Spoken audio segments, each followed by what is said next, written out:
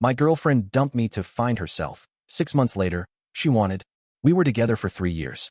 I met her in college. She was this sharp, confident girl with a wicked sense of humor. I was a first-gen Indian American trying to juggle my finance degree, my part-time job, and making my immigrant parents proud. She said I was different from the usual guys she met, and that I had depth. I was head over heels for her, and for a long time, I thought she was too. After college, I landed a solid job in Chicago, corporate finance, $75K starting. Not crazy rich, but it was a great stepping stone. She was trying to figure things out, jumping between jobs, not really sticking to anything. I never judged her. I supported her emotionally, helped her with her resume, even paid her rent for a couple of months when she was struggling. Then one evening, out of nowhere, she sat me down with that "we need to talk" tone. "I just need to figure myself out," she said, looking down at her coffee. "It's not you. I just feel lost, like I don't know who I am outside of this relationship." I was stunned. I asked her if there was someone else. She denied it, said she just needed time alone. I didn't beg. I didn't cry. I was raised with dignity, with the belief that if someone wants to walk away from you, let them.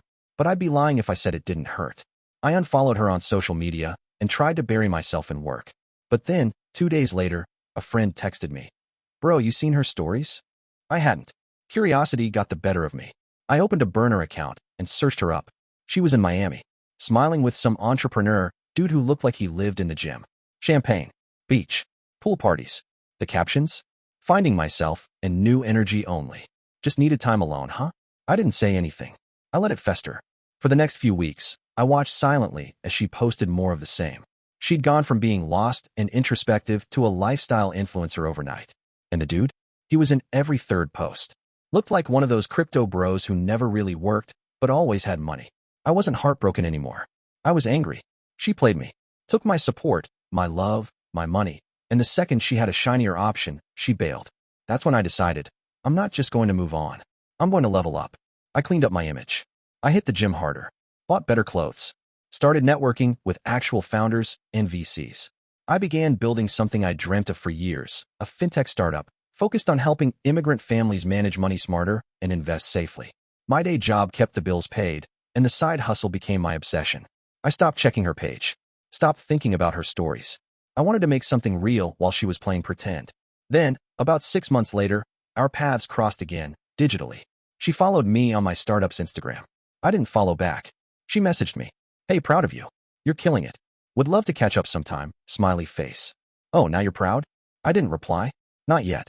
Instead, I had a better plan. By the time she messaged me, my startup was gaining real traction. I had a prototype, an angel investor lined up, and a clean LinkedIn post that got over 20,000 impressions. The guy she had dumped me for? Still posting shirtless mirror selfies and pushing exclusive crypto masterclasses on IG Live. Typical. But now, she was sniffing around again.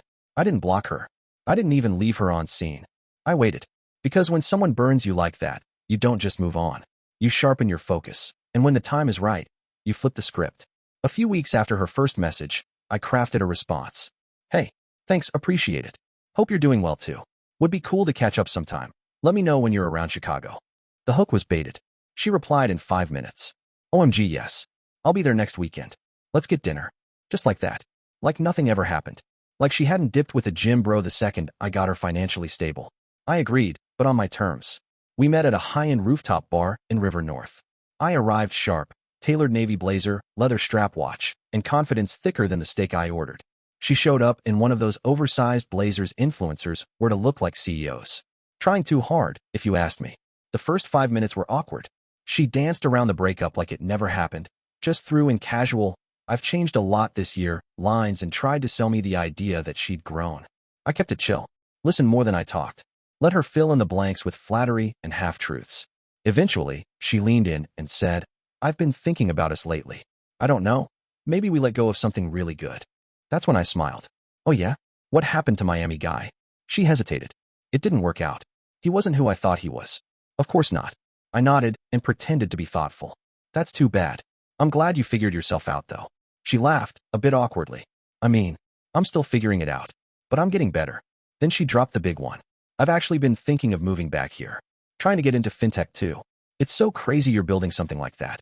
Maybe I could help." Help. She wanted in. And that's when it clicked. This wasn't about us. It was about access. She saw the buzz I was building and thought she could ride it. Typical opportunist behavior. But I was ready. I told her I'd think about it. That we could, maybe, collaborate. She left the dinner thinking she was back in the picture. But the real revenge was just beginning. Over the next week, I kept her warm. Sent polite replies. Liked a few of her stories. I even brought her name up in a casual Zoom meeting with some friends in the space. People who worked in hiring and VC circles. Yeah, she's trying to pivot into tech now. Not sure how serious she is. She's kind of got a reputation for chasing clout. It was subtle, measured, but I knew how word spreads in our scene. She tried to network with people I knew. They were cold. She applied for a community manager gig at a startup I was consulting for. Didn't get past the interview.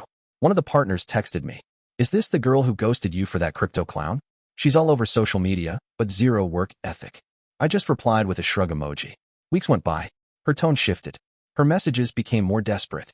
Did I do something wrong? You seemed really distant lately. I just wanted to be part of something meaningful. She wanted me back. The new me. The version I became after she left. I wasn't angry anymore. I wasn't even smug. I was just over it. But I still had one final move left. By this point, I wasn't playing the game for revenge. I had already won. The guy she left me for was out of her life. The Instagram clout was drying up. And me? I was building something real. Something solid. But when you see someone try to manipulate their way back in, not out of love, but out of convenience, you feel a responsibility. Not just to yourself, but to every version of you they once disrespected. So, I gave her a taste of her own medicine. I invited her to a networking event I was co-hosting in downtown Chicago. A clean, tech meets finance type gathering. Minimalist decor, good wine, founders and investors rubbing elbows, that kind of thing. She showed up dressed to impress. All smiles like this was her moment to shine. What she didn't realize was that she wasn't on the guest list to be discovered. She was there to witness. I gave a short talk that night. About resilience. About how failure in relationships can fuel growth in business. No names, no direct shade. But I saw her face drop when I said, sometimes people don't leave you to find themselves. They leave because they think you're not going anywhere.